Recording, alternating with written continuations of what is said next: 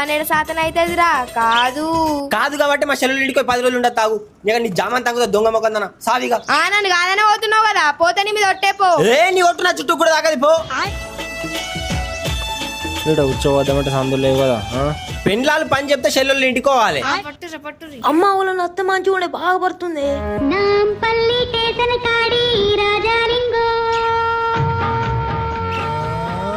అరే పోరేళ్ళు మామయ్యకి ఎత్తుర్రా. చెల్లె ఇంత బరువు మీద పెడితే వచ్చే మూత్రం అట అయిపోయింది.